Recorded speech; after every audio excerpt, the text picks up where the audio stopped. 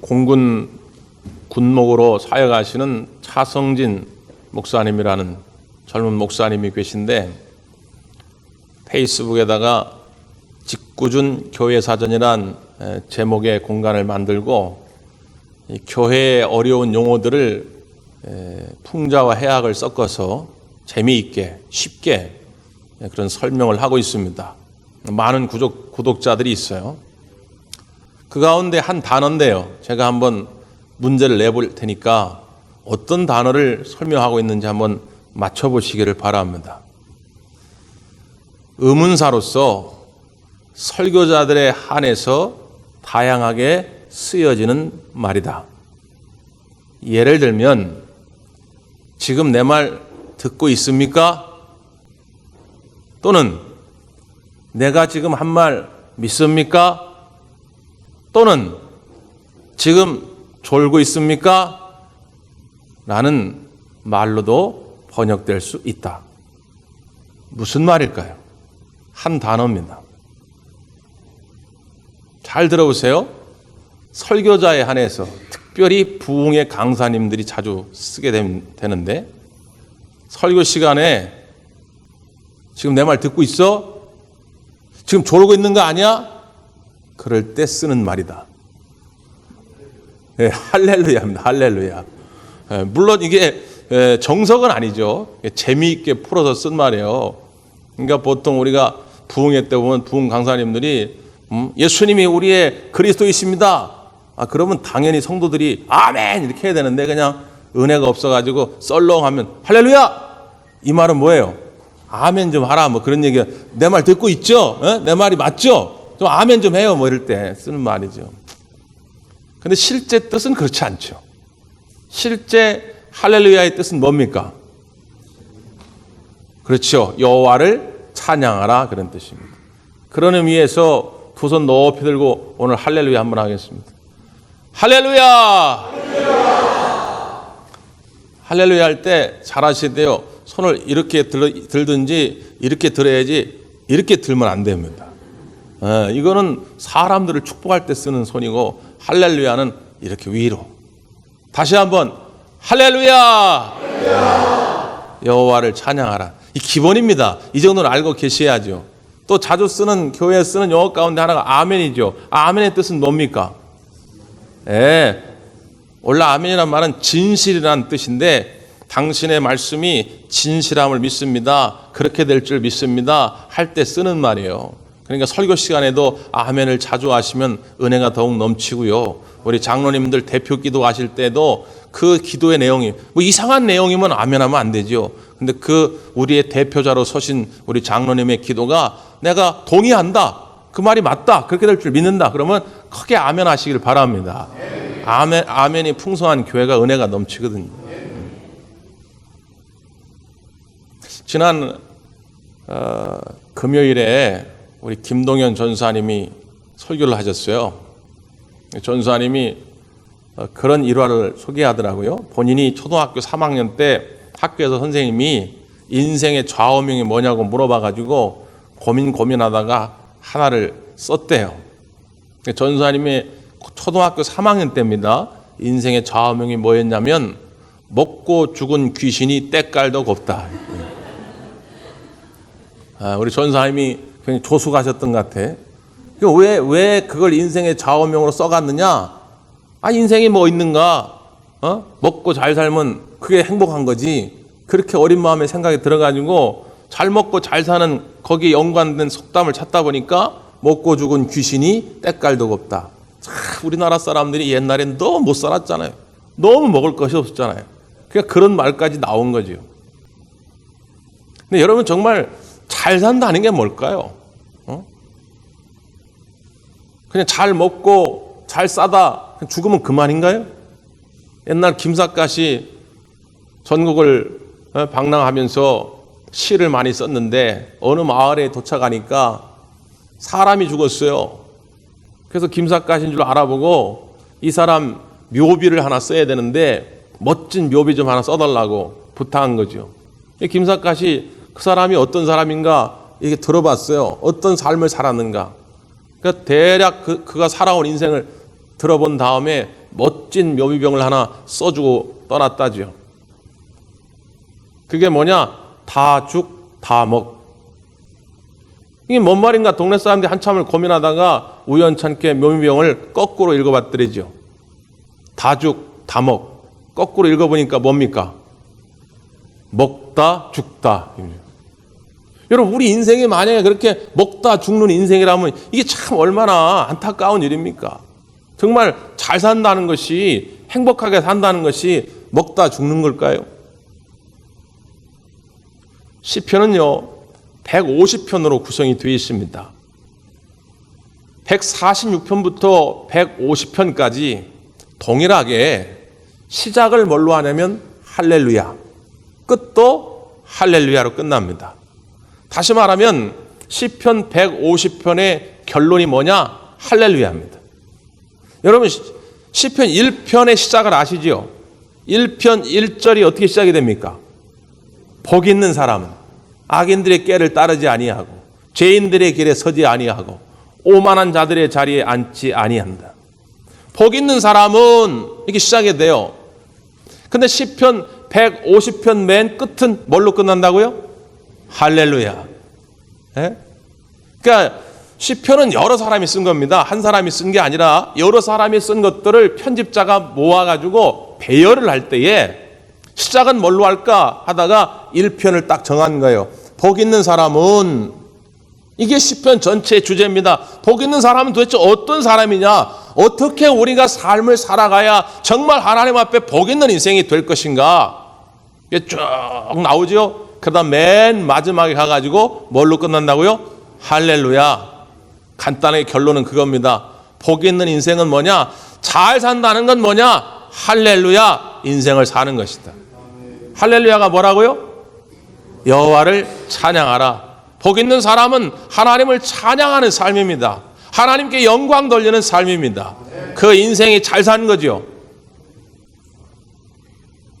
왜 그럴까요? 오늘 그 이유가 시편 146편에 나오는 것입니다. 할렐루야, 인생을 사는 것이 왜 복 있는 인생일까? 자, 본문 1절부터 2절까지 한번 다시 읽습니다. 시작.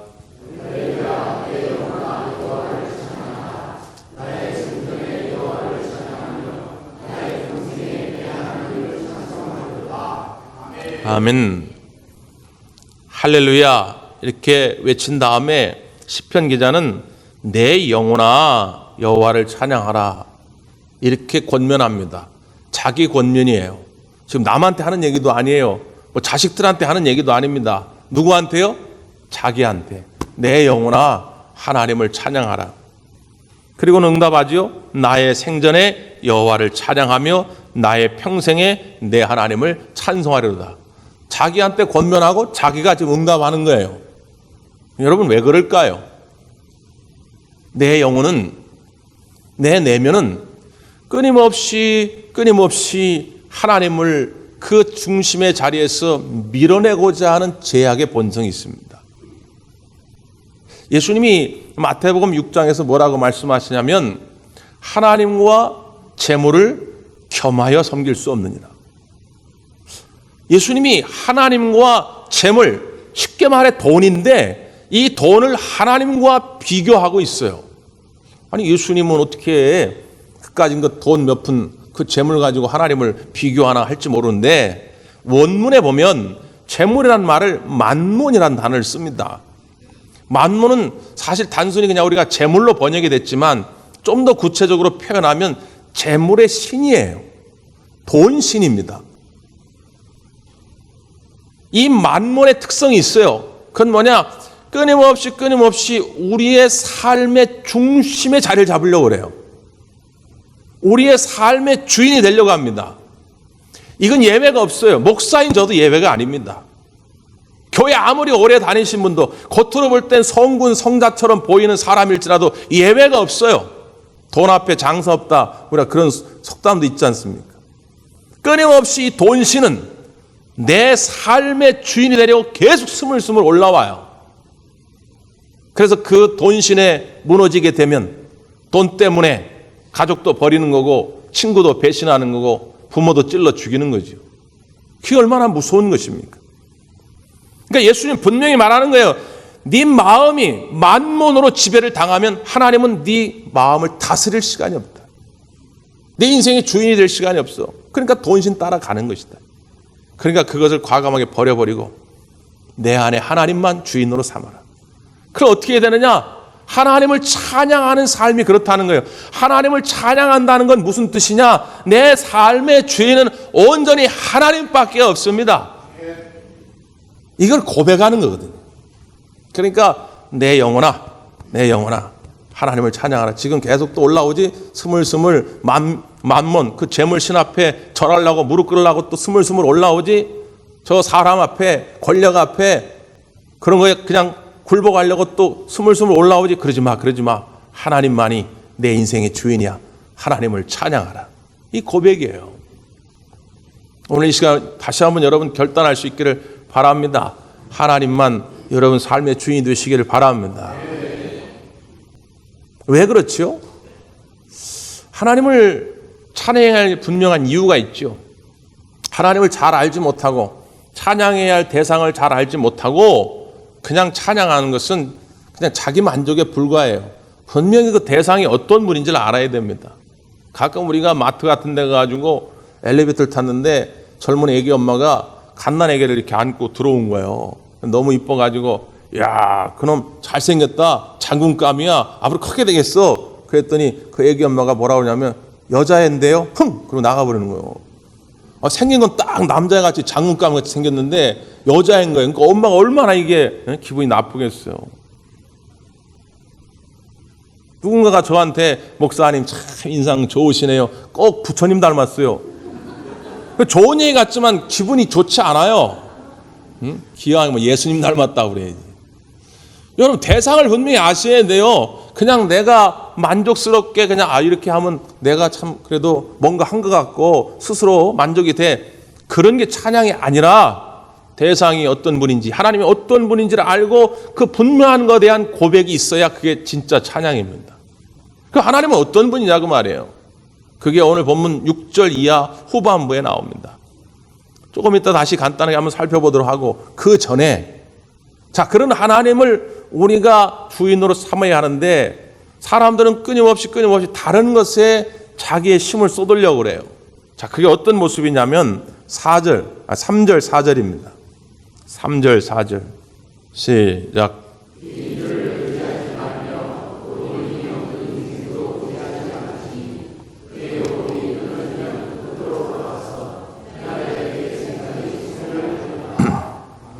아멘.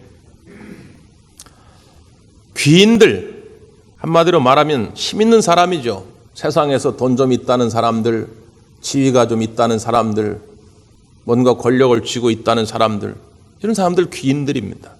그들을 의지하지 말라. 왜 그럴까요? 도울 힘이 없는 인생도 의지하지 말라.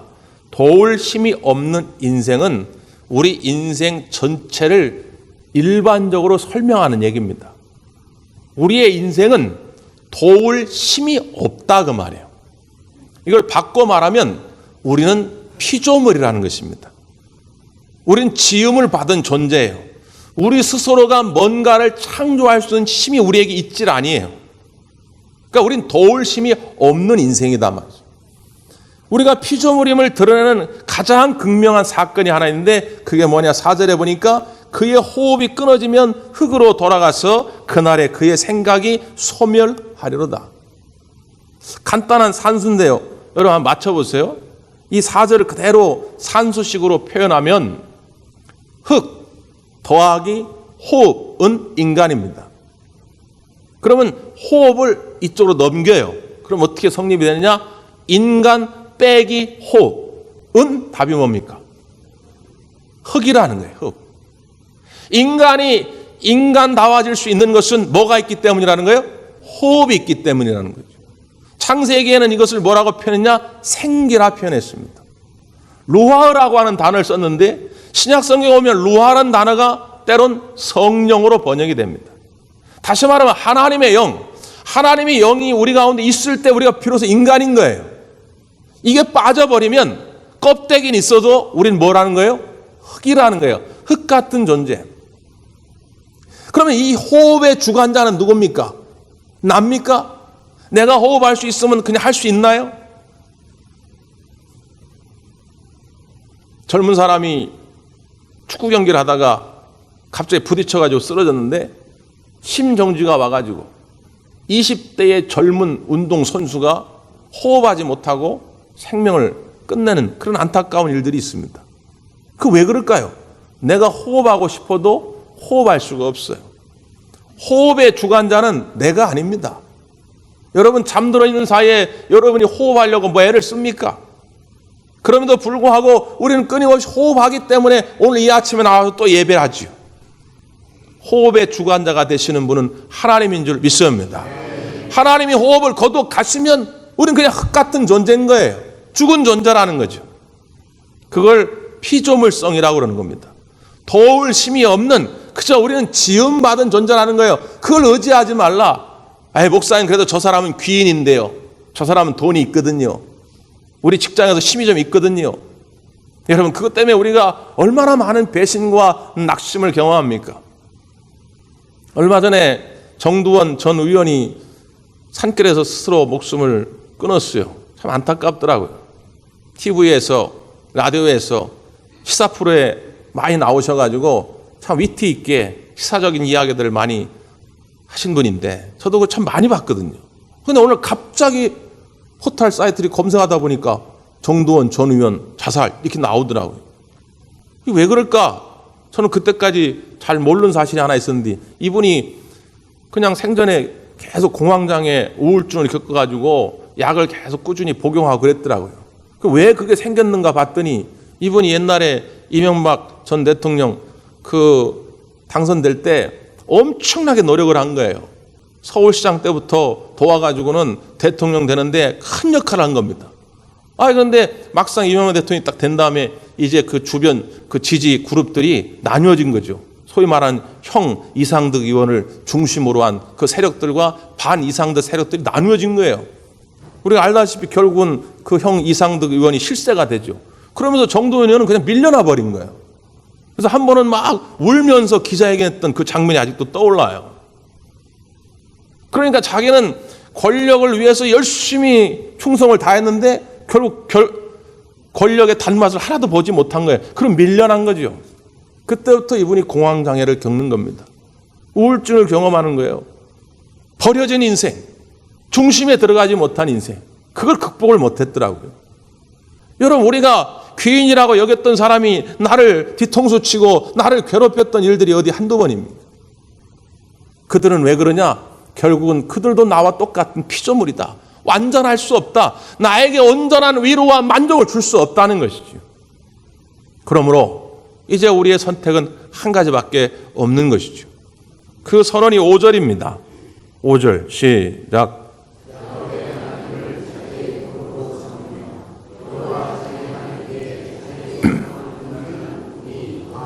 아멘. 야곱의 하나님을 자기의 도움으로 삼고 그 하나님에게 자기의 소망을 두는 자가 복이 있다는 것입니다. 연결이 되죠? 복 있는 자는 아까 뭐라고 그랬어요? 할렐루야 인생을 사는 것이다. 하나님을 찬양하는 삶을 사는 것이다. 그럼 하나님을 찬양하는 삶을 사는 건 뭐냐? 하나님을 온전히 의지하는 삶. 그분만이 나의 도움이라고 고백하며 사는 것이다. 또한 그분께 나의 소망을 두는 것이다. 귀인들이 아니다. 돈이 아니다. 나는 하나님께만 내 소망이 있다. 선언하는 것입니다. 이것을 우리가 부활신앙이라고도 설명할 수 있습니다. 나는 죽어도 내가 죽음으로 말미암아 하나님이 나를 살릴 것이다. 이게 부활의 신앙이에요. 우리 초대교회 성도들은 이 부활 신앙이 분명히 있었죠. 예수님이 저 로마의 군병들에서 죽어가지고 모든 것이 끝난 것 같지만 우리 하나님이 죽음의 권세를 깨트리시고 3일 만에 예수님을 부활시키시고 다시금 예수님을 저 메시아 구세주의 자리에 세우신 것처럼 우리도 주님께서 우리를 부활시킬 것이다. 이 부활신앙이에요. 부활신앙을 가진 사람은 지금 내가 때론 실패한 것, 내가 아픈 것, 내가 병든 것, 내가 패배한 것 이런 것들 때문에 절망하는 것이 아니라 그것이 오히려 하나님의 능력, 하나님의 영광이 나타날 수 있는 기회라고 하는 것을 고백하는 것이죠. 이게 부활신앙이에요. 사도 바울이 그래서 이렇게 고백합니다. 고린도후서 12장 9절에 보면 나에게 이르시기를 내 은혜가 내게 족하도다. 이는 내 능력이 약한 데서 온전하여 찜이라 하신지라. 예수님의 응답을 바울이 들었죠. 너무 아파가지고 정확하게 병명이 뭔지는 성경에 나오지 않지만 성서학자들은 대개 눈병이라고 여기는데 안질이 심해가지고 앞을 거의 보지 못할 정도로 그렇게 안질이 심했단 말이에요. 그래서 하나님 고쳐주세요. 주님 고쳐주세요. 고쳐주세요. 3번이나 기도했다 그 말이에요. 근데 예수님 뭐라고 응답하셨어요? 내 은혜가 네게 족하다. 이미 족하다. 그때부터 바울은 그것을 고쳐달라고 이제 기도하지 않고 이렇게 고백합니다. 그러므로 도리어 기뻐함으로 나의 여러 약한 것들에 대하여 자랑하리니 이는 그리스도의 능력이 내게 머물게 하려 함이라. 그러므로 내가 그리스도를 위하여 약한 것들과 능욕과 궁핍과 박해와 곤고를 기뻐하노니 이는 내가 약한 그때의 강함이라. 약한 그때의 강함이라. 이 역설의 고백이 부활 신앙을 가진 사람에게만 가능한 것입니다. 내가 죽어야 산다. 내가 약해져야 강하여진다. 이것은 예수님 없이는 고백할 수가 없는 것이죠. 지금 안 좋은 일이 좀 벌어지고 내가 좀 실패하는 것 같을지라도 걱정할 게 없는 거예요. 왜? 내가 약해지면 주님은 더 강하게 역사하시니까. 하나님께 소망을 둔 자는 그래서 염려하지 않는 거예요. 왜? 하나님이 오실 거니까. 하나님이 나를 지켜주실 거니까. 그래서 우리가 부활절날 내면 자주 부르는 복음 찬송 하나 있죠. 저도 그 찬양 부를 때마다 참 용기가 더 솟고 그러는데 살아계신 주 나의 참된 소망 걱정 근심 전혀 없네. 다 같이요. 사랑의 주 내 갈 길 인도하니 내 모든 삶의 기쁨 늘 충만하네. 할렐루야. 살아계신 그 주님, 부활하셔서 여전히 나와 함께 하시는 그 주님께 소망을 두는 자는 이런 고백을 하는 것입니다. 그래서 할렐루야 인생을 사는 사람들은 걱정 근심이 없는 거예요. 내 모든 삶의 기쁨이 늘 충만한 것입니다. 이런 삶이 되시길 간절히 바랍니다. 왜 그럴까요? 하나님이 어떤 분이시기에? 시간이 없어서 그 뒤에 것들을 구체적으로 다 살필 수는 없어요. 그냥 간단히만 보고 넘어가겠습니다. 6절부터 10절까지 다 읽는데 한번 하나님은 어떤 분이신지 생각하면서 다시 읽습니다. 시작.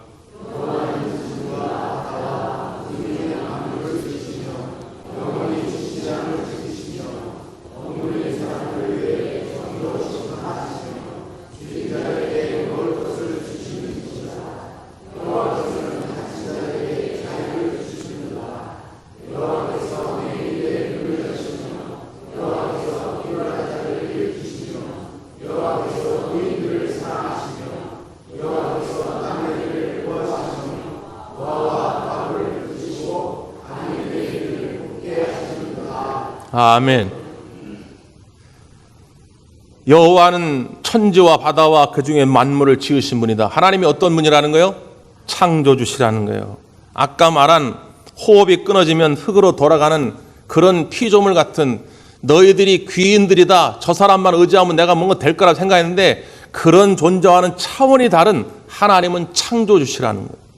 뿐만 아니라 영원히 진실함을 지키실 것이다. 진실함, 에메트란 단어를 쓰는데요. 신실하다, 충성스럽다 그런 말로도 번역이 됩니다. 하나님은 약속하신 것을 반드시 어기지 아니하시고 끝까지 지키시는 분이다 그 말이에요. 오늘 우리에게 하나님 약속하지 않습니까? 여기 특별히 야곱의 하나님이라 그랬죠. 야곱에게 약속하죠. 베델에서 내가 너를 도울 것이다. 내가 너와 함께 할 것이다. 네가 네 자손들을 이끌고 이곳으로 다시 돌아올 때까지 내가 너를 떠나지 아니할 것이다. 그 야곱의 하나님, 그걸 하나님이 어기지 아니하시고 진실되게 지키신다 그 말이에요. 그런 하나님이니까 우리가 소망을 둘 그럴 대상이 되는 거죠. 그러면서 연약한 우리들의 삶을 이 시인은 시적 표현으로 다양하게 표현합니다. 억눌린 사람들 있죠. 여러 가지 사회적으로, 경제적으로, 정치적으로 소외당함으로 억눌린 사람들, 너무 억울해하지 마십시오. 너무 걱정하지 마십시오. 하나님이 반드시 정의로 심판하실 줄 믿습니다. 줄인 자들에게 먹을 것을 주시는 이시로다. 광야에서 이스라엘 백성들이 무슨 씨를 뿌렸습니까? 김을 맸습니까? 뭔 추수를 했습니까? 그들은 아무것도 먹을 것이 없었으나 하나님이 하늘에서 만나와 메추라기를 공급하신 것처럼 줄인 자들을 그대로 두지 아니하시고 하나님 반드시 그 줄인 배를 채워가실 줄 믿습니다. 그런 하나님, 또 뿐만 아니라 여호와께서는 갇힌 자들에게 자유를 주시는다. 여긴 특별히 갇힌 자들, 힘이 없어서 갇힌 자들을 말하겠죠. 억울하게 갇힌 자들입니다. 하나님이 그대로 두지 아니하시고 그들을 자유하게 하실 것이다. 또한 하나님은 맹인들의 눈을 여실 것이다. 앞을 보지 못해서 당하는 고난이 얼마나 크겠습니까? 육체의 질병 때문에, 마음의 질병 때문에 얼마나 많은 고통을 당하겠습니까? 그걸 하나님이 그대로 두지 아니하시고 그들을 치료해 주실 거라 그 말이죠. 하나님은 치유하시는 하나님이시니까. 또 뿐만 아니라 여호와께서는 비굴한 자들을 일으키신다. 비굴한 건 왜 비굴해요? 능력이 없으니까요. 배운 게 없고 빽이 없고 돈이 없어서 비굴할 수밖에 없는 인생들. 사람들은 조롱하고 멸시하고 따돌리지만 하나님은 그들을 외면하지 아니하시고 그들을 일으켜 세우신다 그 말이죠. 여호와께서 의인들을 사랑하신다. 뿐만 아니라 여호와께서는 나그네들을 보호하시고 고아와 과부를 붙드신다. 나그네와 고아와 과부는 구약의 시대에 가장 밑에 층의 사람들입니다. 자기 스스로는 아무것도 알 수 없는 그런 취약계층들입니다. 그러니까 사람들은 그들과 엮이려고 하지 않습니다. 왜? 별로 도움이 안 되니까. 그런데 그렇게 버려진 인생조차도 하나님은 기억하시고 그 나그네들과 고아와 과부들을 돌보시는 하나님이라는 거죠.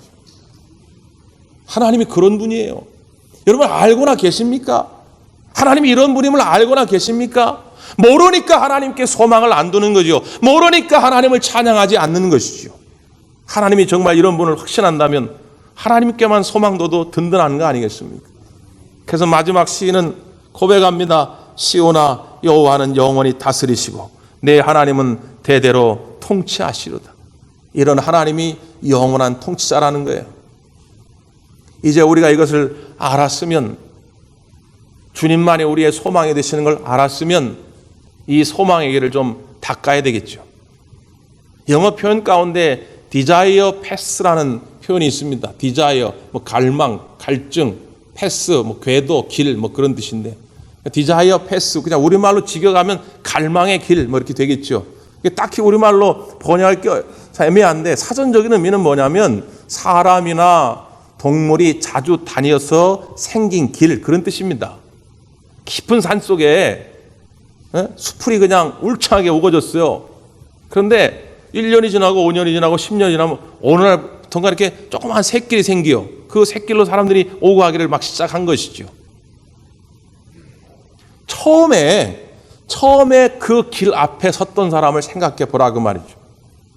처음에 그 길 앞에 섰던 사람은 길이 보이지 않습니다. 길이 없으니까요. 그 길을 뚫고 가다가 웅덩이에 빠질 수도 있고 비탈길에서 넘어져서 쓰러져서 죽을 수도 있고 또 맹수를 만날 수도 있고 다양한 위험이 도사리고 있죠. 그런데 그 처음 그 길의 개척자는 갈망을 갖습니다. 대개 연구를 해보면, 그래서 이 디자이어 패스, 갈망의 길을 지나보면 그 길이 항상 지름길이더라는 거예요. 뒤에 따라오는 사람들에게 유익함을 주는 지름길이 됩니다. 나는 지금 비록 고생을 하더라도 내가 하여튼 이 길을 좀 뚫어야 되겠다. 그래서 헤쳐나가는 것이죠. 오늘 하나님께서 여러분의 가정에, 또 여러분의 직장에, 여러분의 삶의 자리에서 여러분을 이 갈망의 길의 개척자로 세운 거 아니겠습니까? 사람들은 몰라요. 하나님이 이런 분인 줄 어떻게 압니까? 근데 여러분은 이제 알잖아요. 믿음으로 고백하시잖아요.